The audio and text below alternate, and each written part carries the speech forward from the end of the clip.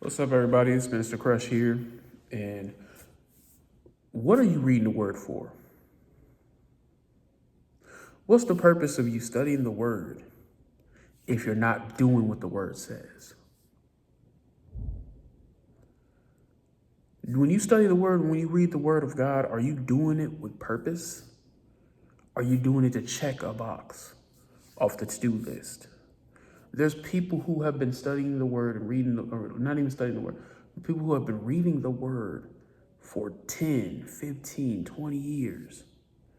And the word has not changed an inch of their life. Been with God, been in the church all their life. And the word has not done much in their life.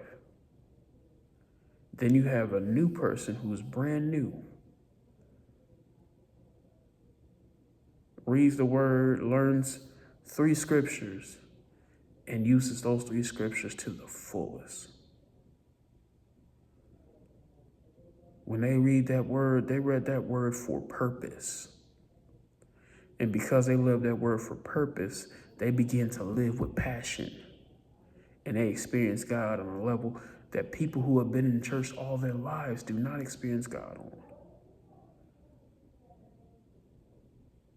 Because they look at the word of God as a set of rules and not look at the word of God as principles for freedom. See, the thing about people who've been in the church a very long time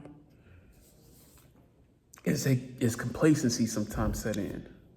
And they forget where they came from. They forget how bad it really was when they was in the world.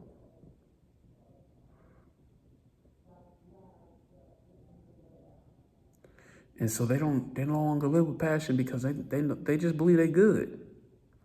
I've been in church. I'm going to heaven anyhow. And they don't live lives with passion.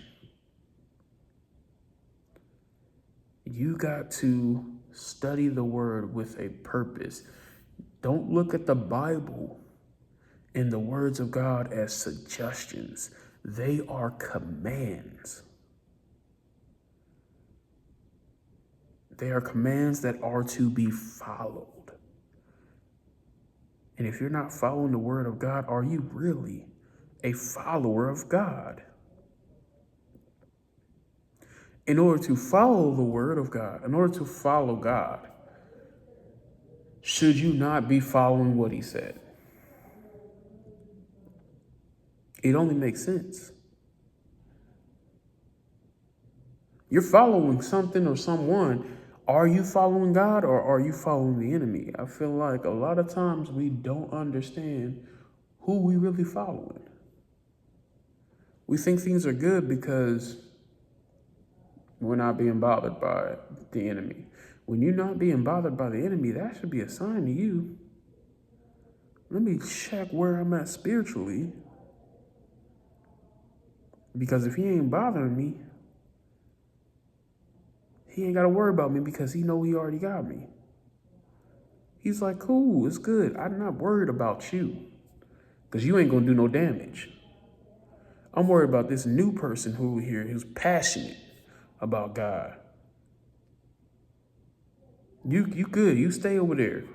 You good. You over there. You over there in the deacons. Yeah, you good.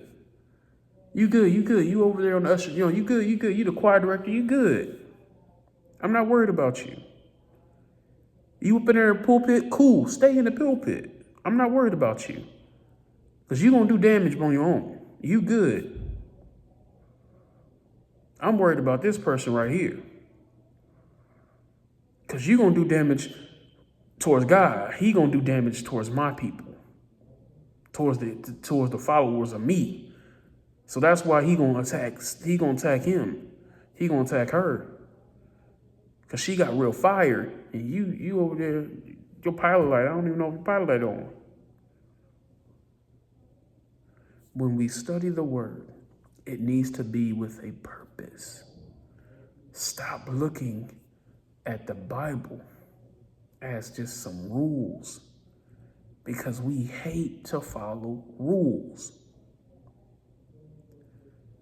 Look at the Bible as a love letter to you, where your Father is trying to show you time and time again how these people who were supposed to be my people have fallen and gotten up though.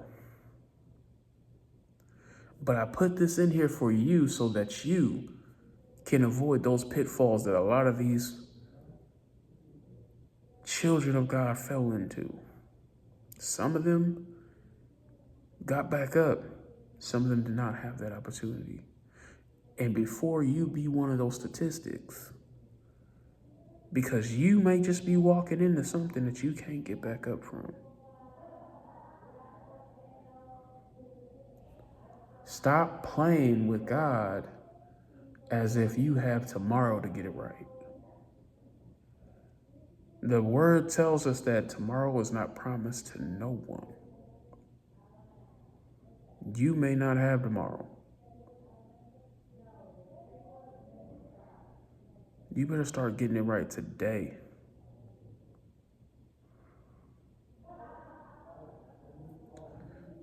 Let's stop playing church and actually start being the church.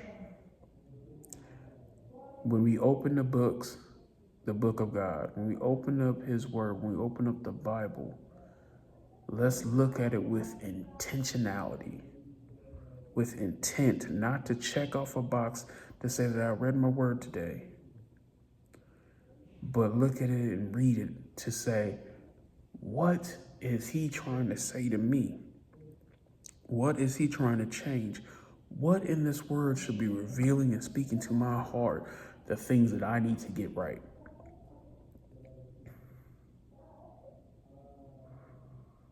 Because when you do that, you look at some things, you be like, God over there told me, you did that right. Keep doing that. Good for you. And then over here, he'll say, now you got that right. Now we need to get this right. Every time the word of God is spoken, every time the word of God is read, transformation should be happening. The word of God is not just, it's not like any other book. The word of God is see, other books, you have logos, which is just the written word, words on a piece of paper. And most words, not most, all other words are logos. The words written on the paper, they may sound good, they may be, self-help, whatever case may be, cool, but none of them are rhema. The Bible, the word of God, is rhema. It is a living, breathing word. It is living and breathing for transformational purposes. Too often when you open the Bible, you're reading it as if it's logos, as if it's a bunch of rules written just for admonishment. You follow this, you don't follow that. You do this, this will happen. If you do that, that will happen. But the word of God is a rhemos. Rhema, it's rhema word. Rhema word, excuse me. It's rhema. It is transformational because it is living and breathing. And that's how you should look at the word of God, as a living, breathing thing, a living, breathing organism. Rhema, R-H-E-M-A.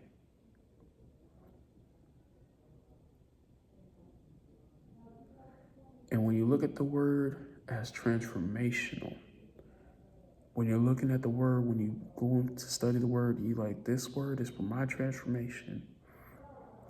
It changes how you look at it. And you start to get stuff out of it in a different way.